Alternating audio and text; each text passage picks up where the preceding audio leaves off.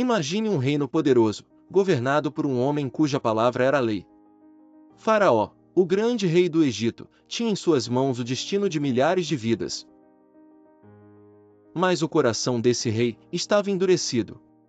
Não por acaso, não por teimosia comum, mas por uma resistência deliberada ao chamado do Deus dos Hebreus.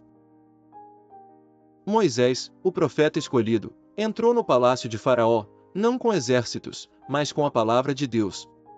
E com um simples pedido: deixe meu povo ir. Faraó ouviu. Seus conselheiros ouviram.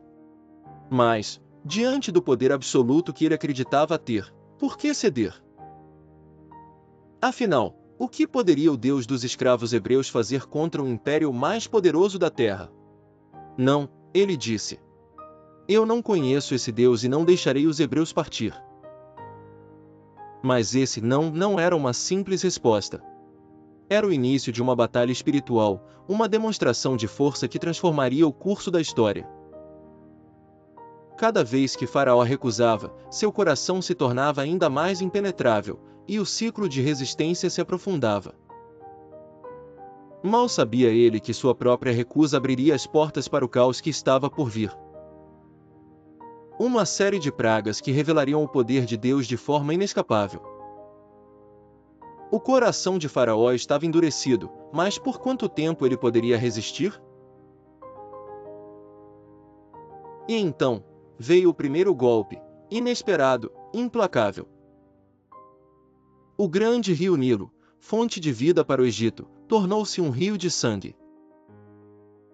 As águas que antes alimentavam a terra e sustentavam seu povo, agora cheiravam a morte. O terror se espalhou rapidamente. Como seria possível algo tão horrível? Os peixes mortos flutuavam na superfície, e o desespero tomava conta das margens. Mas Faraó permaneceu inflexível. Logo, o segundo golpe. Das profundezas do Nilo, surgiram incontáveis rãs, invadindo palácios, casas, e até camas. Não havia refúgio, não havia descanso. Eram milhares, talvez milhões. A vida cotidiana foi interrompida por uma onda de repulsa, mas mesmo assim, Faraó resistia. Ele prometia libertar os hebreus, implorava que as pragas cessassem, mas, assim que Moisés orava e o caos diminuía, o coração do rei voltava a se endurecer. E então, o terceiro golpe. Pequenas, quase invisíveis, as pragas se tornaram ainda mais implacáveis. Piolhos cobriram o Egito como uma nuvem, invadindo corpos, roupas e todo lugar onde houvesse vida. O desconforto transformou-se em desespero, mas nem mesmo isso abalava a convicção de Faraó. A quarta praga foi um enxame de moscas. Elas não eram apenas incômodas, eram sufocantes. O Egito parecia estar à beira de uma calamidade, enquanto as nuvens de moscas dominavam o ar, trazendo mais caos e medo. O povo começava a questionar: o Egito estava sob ataque divino, mas a teimosia do rei mantinha o ciclo de destruição em andamento. E, por fim, uma terrível pestilência varreu o Egito. O gado, fonte de alimento e sustento, começou a cair, sem vida. Enquanto as terras egípcias eram afligidas por essa praga, na terra de Gósen, onde os hebreus viviam, nada aconteceu. A mão de Deus fazia distinção entre aqueles que deveriam ser libertos e aqueles que os mantinham cativos.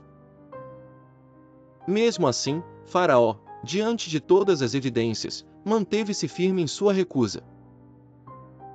Cada praga foi mais devastadora que a anterior, mas cada vez que cessava, o coração de Faraó se fechava novamente. O orgulho de um homem estava levando uma nação inteira à ruína. Mas as pragas estavam longe de terminar. Mas o pior ainda estava por vir. Do alto dos céus, uma tempestade como nunca antes vista se formava. Nuvens negras se amontoavam, e um silêncio aterrorizante cobriu o Egito. Então, sem aviso, o céu desabou em fúria. Granizo! Não eram pedras de gelo comuns, mas esferas devastadoras, que caíam com o peso de martelos sobre o solo egípcio, destruindo plantações, esmagando casas, e causando caos por toda parte. O povo gritava, o medo era palpável. Tudo que antes era fértil e próspero estava agora em ruínas. Mas, de forma milagrosa, na terra de Gósen, onde os hebreus viviam, não caiu sequer um grão de gelo. Faraó, finalmente, parecia ceder. Ele convocou Moisés e Arão, prometendo que libertaria os hebreus. Mas era uma promessa vazia. Assim que a tempestade cessou, assim que o som das pedras de gelo parou de bater no solo, o coração de Faraó endureceu mais uma vez. A promessa foi quebrada. O ciclo continuava. E então, o Egito foi mergulhado em mais uma praga. Desta vez, veio do horizonte. Primeiro, uma sombra. Depois, um zumbido ensurdecedor.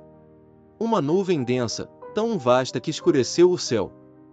Eram os gafanhotos.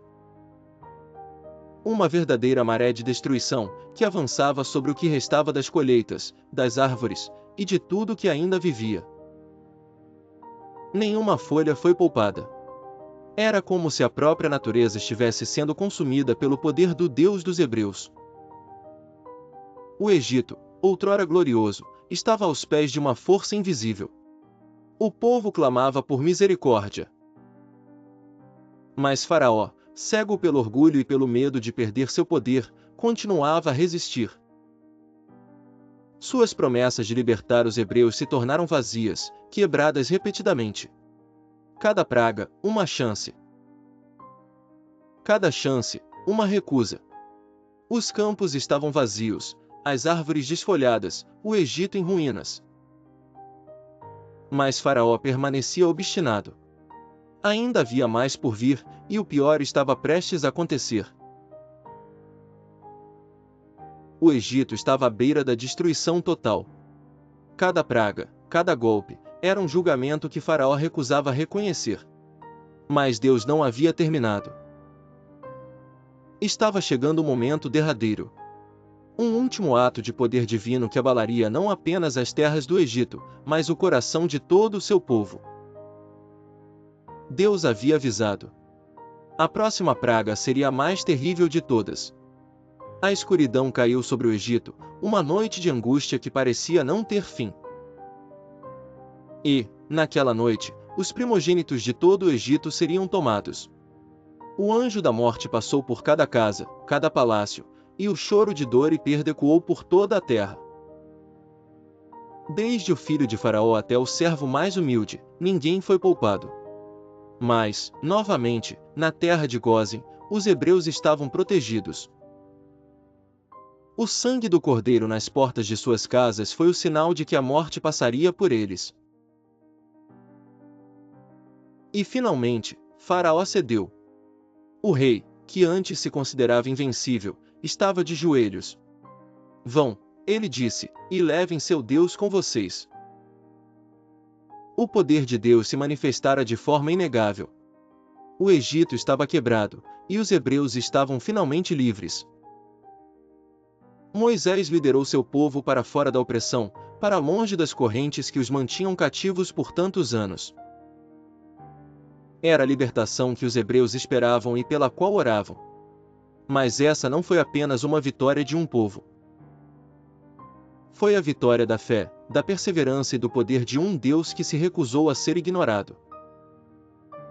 Essa história não é apenas sobre Faraó e Moisés. É sobre o coração humano. Um coração que, quando endurecido pelo orgulho, pela teimosia e pela recusa de ouvir a verdade, pode levar uma nação à ruína. Mas também é uma história de esperança. Pois, mesmo nas noites mais escuras, a luz da libertação sempre está prestes a surgir. Os hebreus estavam livres. E o nome de Deus seria lembrado para sempre, como o Deus que resgatou seu povo das garras da escravidão. E assim, a história das pragas do Egito nos lembra do poder imensurável de Deus e da importância da fé, mesmo diante dos maiores desafios. Cada vez que olhamos para esses relatos, somos lembrados de que a justiça divina sempre prevalece, e que a libertação chega para aqueles que confiam e perseveram. Até o próximo vídeo, e que Deus abençoe sua jornada de fé.